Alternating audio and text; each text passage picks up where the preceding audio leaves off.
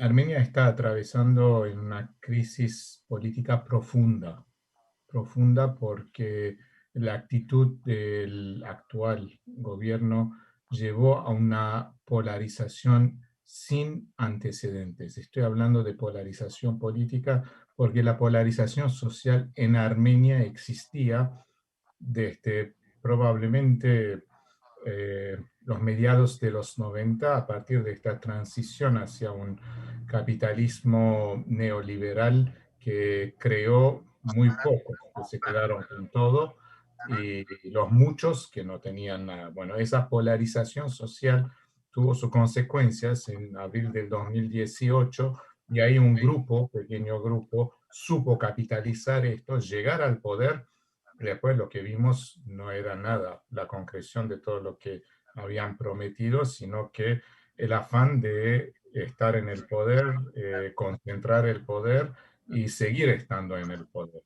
Y aún con una responsabilidad asumida de parte de quien ocupa el lugar del primer ministro en Armenia, Nikol Pashinyan, una responsabilidad asumida de la derrota vergonzosa de esta guerra, de la conducta de la guerra, pero en una manera muy sofisticada, digamos, con ese juego de palabras. Dice que tiene la responsabilidad, pero no la culpa. Vayan a diferenciar, ¿no? Es todo un ensayo filosófico barato, que nadie puede Ujú. comprar. Pero bueno, a partir la responsabilidad de la derrota nos llevó a lo que racionalmente tenía que ser la consecuencia de esta guerra. O sea, dar un paso al costado, presentar su renuncia y dejar que la Asamblea Nacional genere una comisión de verdad, vamos a decir, o por lo menos para eh, investigar qué es lo que llevó a la guerra, por qué se condujo tan mal la guerra de parte del poder político en Armenia. ¿Por qué esta derrota y qué es lo que está haciendo el gobierno? No hicieron esto, se quedaron en el poder sobre la base de una popularidad que todavía goza en un sector de Armenia. Eso nadie lo puede negar. No sabemos cuánto. Seguramente no son los 70% que ganaron en las elecciones del 2019, pero tiene un poder que le permite decir que tiene la legitimidad del gobierno y que él va a hacer lo que quiera porque es constitucional lo que está haciendo. El problema es que ni él sabe lo que hace y lo que hace siempre cae en contradicciones y esas contradicciones tienen una consecuencia porque el tiempo está a favor de los azeríes que avanzan. En todos los problemas que tiene Armenia, eh, eh, por su existencia inmediata, el control de daños postguerra, no están encontrando una solución, ni siquiera los presos políticos que Aliyev está usando ahora como chantaje contra Armenia. Ahora, ¿cuál es el fin de todo esto para el grupo que está en el poder? No lo sabemos. No lo sabemos. Ujú. Si no fuera por una cancillería que más o menos funciona en Armenia, digamos, la profesionalidad de los diplomáticos armenios, que son prácticamente los únicos que salen a contestar lo que dice el enemigo, Azerbaiyán. Los otros no, están muy concentrados, preocupados, ocupados, enfocados en lo que la, la oposición en la calle está diciendo. Ahora bien, ¿tiene una solución esta oposición? Una solución a lo que sería el control de daños no lo tiene, o por lo menos no lo dijeron. Lo único que están diciendo, y tienen razón, que con Nikol Pashinyan no se puede seguir, que tiene que dar un paso al costado, tener un gobierno de transición, hacer elecciones ya, después Ujú. pensar, con todos, con la participación de todos. Eso Ese es más o justamente que menos. te quería consultar. Hace unos días se dio a conocer la noticia de que Nicole Pashinyan supuestamente había aceptado llamar a elecciones anticipadas. ¿Cuál es la lectura que debemos hacer acerca de esto y qué estrategia política hay también detrás de todo esto a tu entender? El tema es que no sabemos qué es lo que quiere. porque primero dijeron en 6 meses vamos a hacer elecciones, después dijeron en un año, después dijeron que no van a hacer elecciones, ahora vuelven a decir que van a hacer elecciones. No sabemos qué es lo que quieren. Lo único que están haciendo es manipular a través de sus trolls, a través de sus fakes, a través del Facebook y difundir una, vamos a poner entre comillas, ideología, ¿no? Muy, muy peligrosa para el futuro de Armenia. Todos aquellas y aquellos que salen a decir que, por ejemplo, Shushi o Shusha, como ahora lo dicen, siempre fue Azeri, o Artsaj este no nos pertenece, que si hay que sacrificar Artsaj, hay que sacrificar a mejor una guerra donde se mueran todos. Estoy diciendo cosas que escuchamos, ¿no? En las redes. Puede ser que esta gente sea, vamos a decir, chiflada, ¿no? No sabe lo que dice. El problema es que ninguna figura del gobierno, de lo que sabemos, sale a decir esto no somos nosotros. Como que están avalando lo que la calle o el sector eh, más, ¿cómo decir? Inculto sería la palabra, no sé, dice cosas inaceptables por una Armenia que va a cumplir 30 años de independencia este año. Entonces, no hay, o sea, ¿quién puede poner una estrategia si hay elecciones mañana? Ahora, ¿lo puede hacer? Lo puede hacer. Puede llamar, porque tiene mayoría en la Asamblea Nacional y esa mayoría, sin vergüenza, porque no asumen su rol de balancear lo que el poder político, el poder, perdón, del gobierno está haciendo, el poder ejecutivo está haciendo, sino que levantan la mano, son los sinigol, otra cosa no son. No hay una visión crítica, salvo, digamos, la oposición que nunca va a tener la mayoría de los votos. Entonces, si llaman a elecciones, y podría ser el mal menor en estos días, podría ser el mal menor en estos días. El problema es cómo lo va a organizar y cómo Ujú. vamos a saber que teniendo todos los recursos del Estado, no va a manipular las elecciones. No va a manipular. Hablabas de la oposición y también hemos escuchado en estos días las distintas manifestaciones que se estaban llevando a cabo por parte del Movimiento de Salvación. ¿Quiénes integran realmente este movimiento? ¿Cuál es la estrategia y el objetivo que tiene el movimiento? Miren, en principio son 17 o 16 partidos, pero la verdad es que hay 2 o 3 fuerzas políticas importantes que integran estos 2 o 3 figuras importantes. El resto expresa una parte, pero minoritaria en la opinión pública. Quien está en la vanguardia de esta oposición de salvación es la Fratash Nation, la organización de la Ujú. Fratash Nation en Armenia. ¿Quién es la figura, digamos, relevante, el líder? Es el ex primer ministro Vasken Manukyan, que se postula como primer ministro de un gobierno de transición. Y los demás son figuras como Artur Vanetzian y otros que son, digamos, conocidos. Pero si estos 16 partidos tienen una masa importante que los siguen, no todavía. Porque sabemos que el sistema de partidos políticos en Armenia no está consolidado.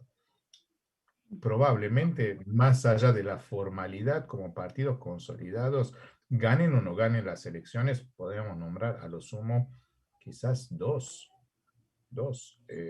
La Fratelli Nation por la, digamos, por la tradición, por ser un partido histórico, digamos, tener los años para presentarse como un partido político, el Partido Republicano que tiene experiencia durante todos estos años. Los otros son partidos que se forman alrededor de una sola persona. No quiero decir que no son partidos políticos, que no pueden tener un futuro, pero no están consolidados.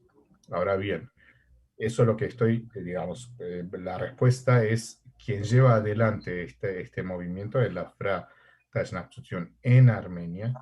La figura relevante es el ex primer ministro Vasken Manukyan, postulado por ser un primer ministro de transición, y después están los 16 partidos, está el Partido Republicano, las figuras del Partido Republicano ahora están apareciendo, o sea, antes no daban conferencias públicas, etc. Ahora lo están haciendo. Y además dos otras figuras importantes como Arturo Veneziano y demás. Hachik, Nicole Pashinyan pidió la destitución del jefe de las Fuerzas Armadas, Onik Kasparian, y el presidente de Armenia, Armen Sarkisian, no firmó este pedido. ¿Cómo se puede entender esto? ¿Qué hubiese pasado si Armen Sarkisian sí firmaba la destitución y en este caso sigue todo igual porque él realmente no se negó a esta petición? ¿Cómo podemos entender eso? A ver, la repercusión internacional que tuvo la noticia fue a partir de la declaración que saca el jefe del ejército y casi 80%, creo, 80 generales de altos mandos, ¿no? Y en esa declaración había la renuncia del primer ministro. Bien, ahora aquellos que no conocen la realidad de Armenia y por qué se llegó a esta declaración, naturalmente van a interpretar esto técnicamente como un golpe de Estado o intención de golpe de Estado, ahí donde no hay golpe de Estado, no hay intención de golpe de Estado, no hay tradición en la ex Unión Soviética y no es la intención de las Fuerzas Armadas de dar un golpe, no por lo menos hasta ahora, no lo puede, porque esto va a debilitar muchísimo el país. ¿Por qué se llegó a esta declaración? ¿Por qué se llegó a esta declaración? Es simple, porque en esta distinción eh, que Nikol Pashinyan hizo en forma muy cínica entre responsable y culpable, se dio el tiempo para buscar los culpables. Los culpables, él, en el relato que está formando, los culpables son los ex Najiner en Armenia, ¿no? Toda la culpa la tienen ellos. De 26 años no se hizo nada.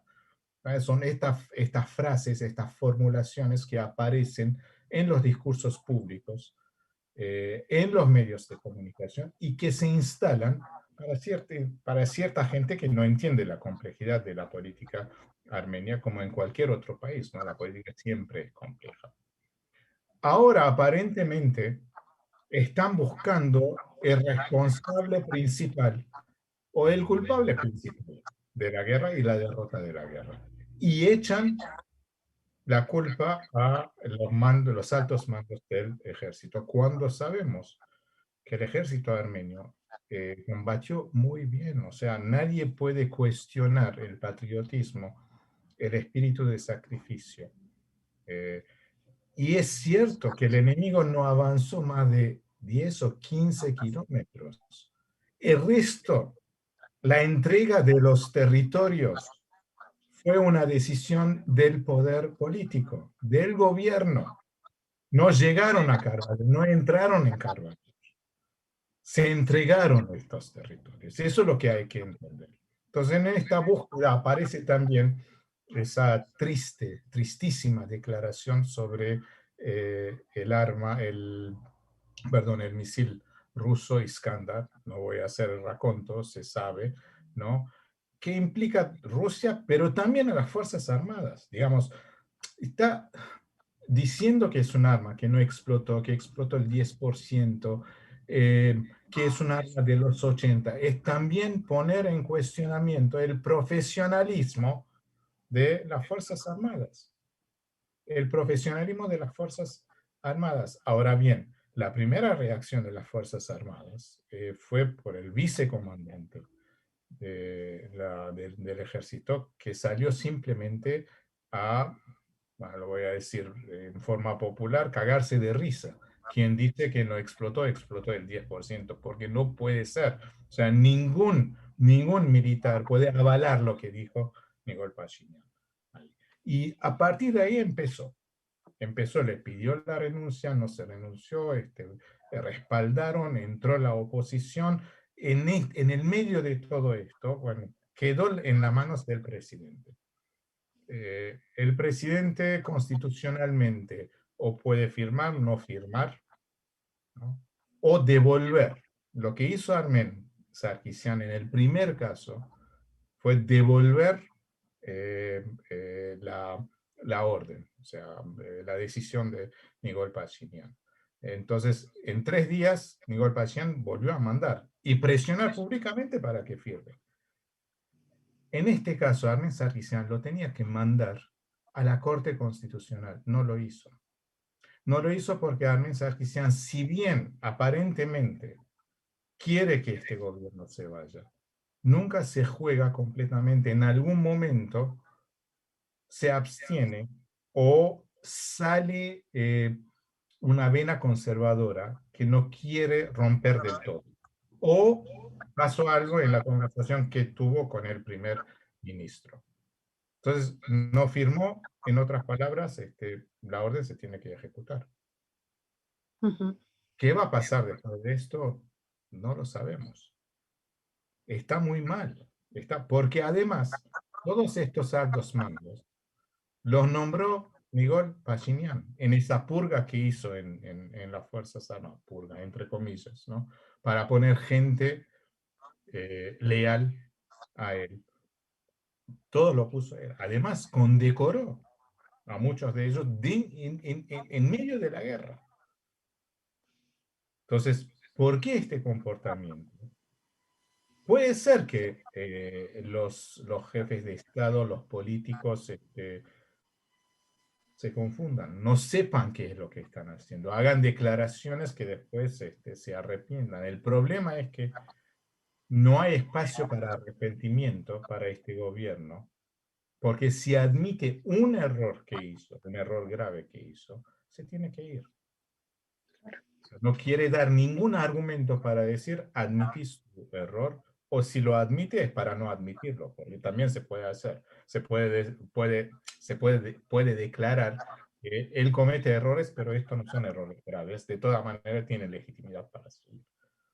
Entonces, estamos en el medio de una crisis política muy grave, cuya culpa tiene el que está ocupando el lugar del primer ministro, porque a pesar de todo, el gobierno tiene la responsabilidad de incluir y de juntar a todos, y sobre todo después de una guerra, una derrota así, necesita a todos, incluyendo a la diáspora, para pensar cómo controlar los daños y cómo salir hoy en día. El 2021 continúa con esta serie de manifestaciones y concentraciones que se están llevando a cabo ya hace varios días. Betty, nuestra corresponsal en Armenia, nos decía que seguramente esto continúe, las manifestaciones, las concentraciones en Armenia también continúen. Esperemos que el resultado sea lo mejor posible y estaremos próximamente también en contacto contigo para poder leer de otra manera y analizar más profundamente también todo lo que está pasando en nuestra madre patria. Te agradecemos muchísimo. No, al contrario, ojalá en algún momento podamos decir que es tiempo de controlar los daños, salir del desastre y poder mirar al futuro. Hoy no se puede. Hoy no se puede. Hoy lo que tenemos en el horizonte inmediato, más adelante y más adelante, es la crisis política. Muchísimas gracias, Hachik. Un saludo grande.